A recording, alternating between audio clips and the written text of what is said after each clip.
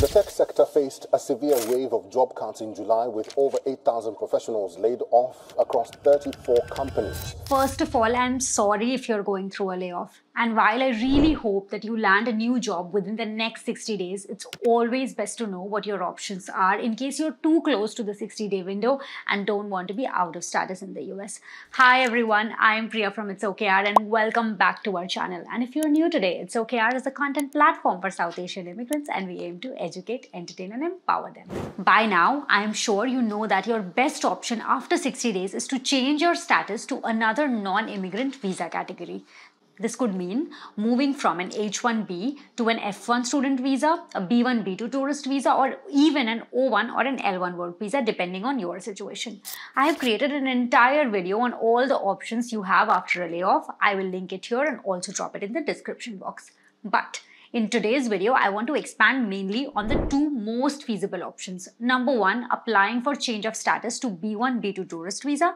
Number two, move to an F1 visa by enrolling in a day one CPT college. I'll share the process and documents required, and also if you are married and have dependents, then the impact of the change of status you have on your spouse will also be covered in the video. Before we move ahead, I want to talk about the sponsor for today's video, which is CPT Dog. They are truly a legit company and will help you with change of status process. They will help you select the right day one CPT universities. We have spoken to their founders and they are especially very genuine. They don't charge for initial consultation and you may get some scholarship if you work with them as well. Now, moving on. Let's begin with the change of status to B1, B2 visa. Now, if you're confident that you may land a job within the next 6 months, then it's better for you to move to a B1, B2 tourist visa and keep looking for a job that sponsors your H1B transfer. Earlier, that may have been a cause of concern, but last year during the peak of tech layoffs, even USCIS announced that people on H1B impacted by a layoff can move to a B1, B2 visa and keep applying for a job. The whole idea is to leverage the 6-month buffer window to figure out your employment situation. And here's a tip. If you are looking for jobs, in job interviews, disclosing your pending B2 visa status might not be in your best interest due to potential concerns about employers during the transition process.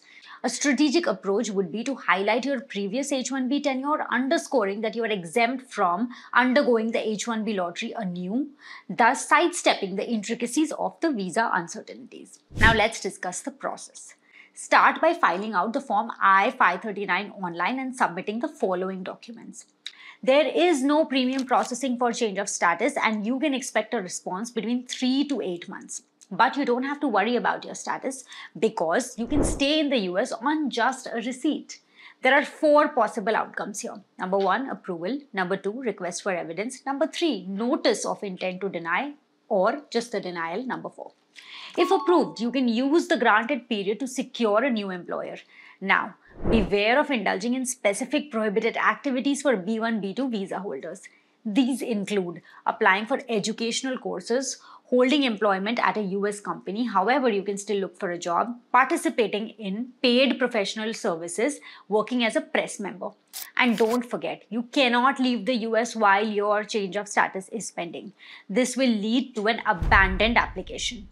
Now, let's discuss the impact of this move to a B1, B2 visa on your dependent spouse. If you are no longer on an H1B status, your partner's H4 status is also invalid because spouse's status is dependent on your status. Therefore, your spouse also needs to move to a B1, B2 visa.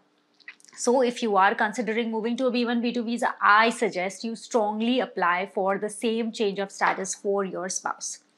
While the process of moving to a B1, B2 visa is just filing a I-539 form, I usually suggest doing this through an immigration lawyer or an expert while you can spend all your energies on finding a job.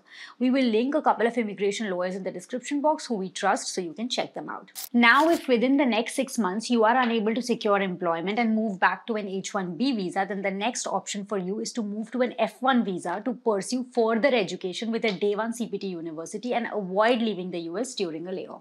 Now, some may argue, what's the need of joining a day one CPT university? Considering if you can find a job, you may just need transferring your existing H1B. But in the current job market, there may be a better option because you may land a job, but the employer may not be willing to sponsor. So taking up a job while pursuing your studies in a day one CPT university could be a better option. So how do you go about your change of status from H1B to F1?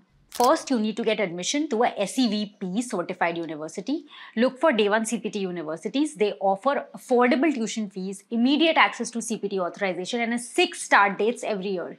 These 6 start dates typically are very valuable option for cases of untimely layoffs. Your second step is to request an I-20 form from your university and pay the $350 service fee. Moving on, fill in the form I-539 online and submit it with the following documents. You can add form I-907 to your form I-539 for premium processing at an extra charge of $1,965. What's the best is that you can work part-time during your education when you are on an F1 visa. Day 1 CPT work authorization lets you instantly re-enter the job market from when your academic year begins. Day 1 CPT universities are a great option, but it's really important to understand that moving to a Day 1 CPT university comes with its own set of challenges, and it's really important to select the right Day 1 CPT university and of course consider that this program has been under scanner for the past few years. So keep these factors in mind while choosing a Day 1 CPT university. Accreditation and legitimacy. Accreditation from a recognized body confirms that the university meets established educational standards, guaranteeing that your degree will be acknowledged by employers and other educational institutions. Second one is program relevance. Please select a program in the field that is related to the job you were in and can be explained as an important part of upskilling required for you to progress in your career. Location. Choose a location that is convenient to you because Day 1 CPT universities require you to attend lectures on site for a few days in a semester. Tuition and fees. Consider you will be using your savings to fund this program. It's important to select a university that doesn't burn a hole in your pocket. And while you can do all of this by yourself, it's always best to get help from experts like CPT Doc. And here is how CPT Doc can help you. Strong university affiliations. CPT Doc is affiliated with over 25 accredited Day 1 CPT colleges that puts them in a good position to help you in selecting the right course and college. Complimentary consultation fees. Their initial consultation is absolutely free and help you make an informed decision. Financial assistance and benefits. If you apply through them, your application fees is waived off and they also offer special scholarship opportunities. Expedited service options. If you are on a tight deadline and require quicker processing, their expedited service can speed up your application and change of status process. Transparent and affordable pricing. While they offer their service of consulting and getting you into admission to a university absolutely free, if you were to take help with the change of status application, they charge a flat fee of $1,500, which is what you will probably end up paying to any other lawyer too.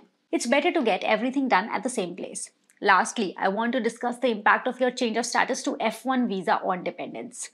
If you have any dependents holding an H4 visa, their visa status will be directly affected when you shift from H1B to an F1 visa. There will be a loss of H4 status. Since the H4 status is dependent on the H1B status of the primary visa holder, H4 dependents will lose their status when you change to an F1 status. Application for a change of status. To change from H4 to F2 status, the dependent must file form I-539 with the USCIS. This process includes providing proof of F1 visa holder's valid student status and the evidence of their relationship to the F1 visa holder. Impact on employment while studying.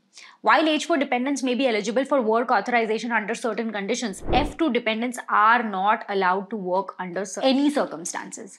However, F2 dependents can engage in part-time study or enroll in recreational or vocational studies. That is it for today. I am quite sure you were all probably aware of these options, but you did not know the intricacies involved with these two options, and that's why I wanted to share this in this video. If you are on an H4 visa and want to move to an F1 visa, we have outlined the process in another video that I will link it. If you found this video helpful, please hit the like button and share it with someone who would find this information valuable, and please subscribe to our channel. And remember, if things aren't going your way, it's okay, yaar, because they will eventually turn around. Until next time, this is Priya signing off. Have a wonderful day.